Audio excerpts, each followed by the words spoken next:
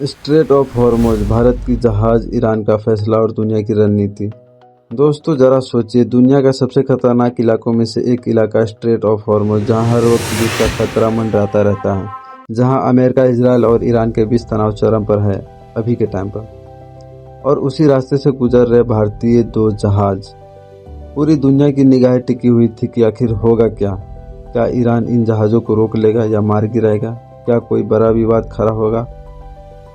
लेकिन तभी ईरान ने एक ऐसा फैसला लिया जिसने पूरी दुनिया को चौंका दिया। We are not happy with the suffering of other people, the shortage of gas, the shortage of petrol, the shortage of oil, but we have to defend ourselves.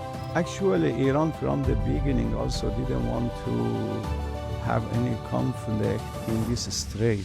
Iran ने उन दो भारतीय जहाज़ों को सुरक्षित गुजरने दिया, लेकिन असली सवाल यह है कि इसका श्रेय किसे मिला?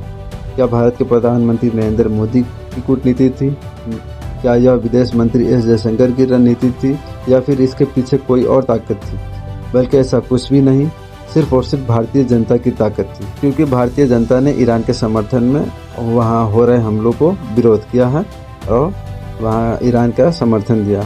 आज के इस वीडियो में हम समझेंगे हॉर्मुज स्ट्रेट इतना महत्वपूर्ण क्यों है, अमेरिका, इजराइल और ईरान के बीच असली टकराव का कारण क्या है, भारतीय जहाज को क्यों जाने दिया गया और क्यों ईरान ने कहा कि इसका श्रेय भारतीय जनता को जाता है। इस वीडियो को अंत तक जरूर देखिए क्योंकि कहानी अभी शुरू हुई है। सबसे पहले समझते हैं हॉर्मुज स्ट्रेट को। यह एक छोटा सा समुद्री रास्ता है जो पर्शियन गल्फ को अरब सागर से जोड़ता है, लेकिन इसकी अहमियत इतनी बड़ी है कि दुनिया का लगभग 20% तेल इसी रास्ते से गुजरता है।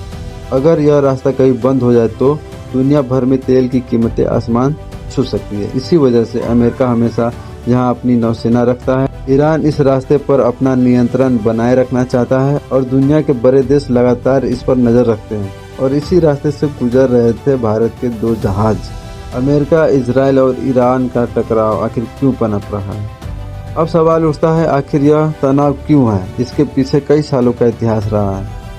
एक तरफ है अमेरिका और इजराइल और दूसरी तरफ है ईरान अकेला। हालांकि एक चीज मैं यहाँ पे कहना चाहूँगा कि ईरान पूरी दुनिया के लिए अकेले लड़ाई लड़ रहा है। अमेरिका का एक नहीं चलने दे रहा। अमेरिका पूरी दुनिया में डॉलर में व्यापार करता है, जिसपे जितना चाहे सेक्शन लगा देता है, जिसपे जितना चाहे टैरिफ बढ़ा देता है। लेकिन पूरी दुनिया भर में ईरान ही एक ऐसा देश है जो अमेरिका को नहीं सुन रहा है और उनके डॉलर का बायकॉट कर रहा है। इजराइल का आरोप है कि पूर्व मध्य संगठनों को समर्थन देता है, कई संगठनों को समर्थन देता है, यानी आतंकवादी संगठन को, जो कि बिल्कुल गलत है और झूठ बोल रहा है। दूसरी तरफ ईरान का कहना है कि अमेरिका और इजराइल लगातार उस पर दबाव बनाते रहते हैं, जो कि यह सही है। कई बार मिसाइल हमले किए, सैन्य कार्रवाई की और धमकियां भी कई तरह की देते रहते हैं। इन सब की वजह से यह इलाका हमेशा बारूद की ढेर पर बैठा हुआ लगता है। और जब हाल ही में तनाव बढ़ा तो पूरी दुनिया को डर था कि हॉर्मुज स्ट्रेट भी युद्ध का मैदान न बन जाए। भारतीय जहाजों की कहानी। अब आते हैं उस घटना पर जिसने सबका ध्यान खींचा। तनाव के बीच भारत के दो व्यापारी जहाज हॉर्मुज स्ट्रेट से गुजर रहे थे। ऐसे समय में किसी भी देश के जहाजों को रोका जा सकता था, लेकिन ईरान ने एक बड़ा फैसला लिया। उसने उन जहाजों को रोका नहीं, बल्कि सुरक्षित रास्ता दिया। और इसके बाद जो बयान आया उसने सभी को हैरान कर दिया। ईरान ने किसे दिया श्रेय इसका? ईरान प्रतिनिधि ने कहा, यह फैसला सिर्फ राजनीतिक की वजह से नहीं लिया गया, बल्कि इसकी सबसे बड़ी वजह है भारतीय जनता, भारत की जनता। उन्होंने कहा कि भारत के लोगों ने हमेशा युद्ध और बच्चों पर हो रहे हमलों के खिलाफ आवाज उठाई है, और यही वजह है कि ईरान के लोगों के दिल में भारतीय जनता के लिए सम्मान है। इस बयान ने एक बड़ा संदेश दिया। कभी कभी देशों के बीच रिश्ते सिर्फ सरकार से नहीं, बल्कि लोगों की भावनाओं से भी बनते हैं। आज के समय में सिर्फ हथियारों की ताकत ही सब कुछ नहीं होती। कई बार जनता की आवाज दुनिया की राजनीति को प्रभावित कर सकती है।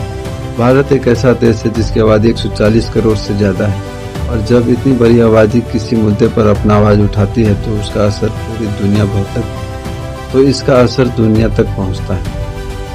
दोस्तों, दो भारतीय जहाजों की कहानी सिर्फ समुद्र की कहानी नहीं, यह कहानी राजनीतिक की, कूटनीति की और सबसे ज्यादा जनता की ताकत की।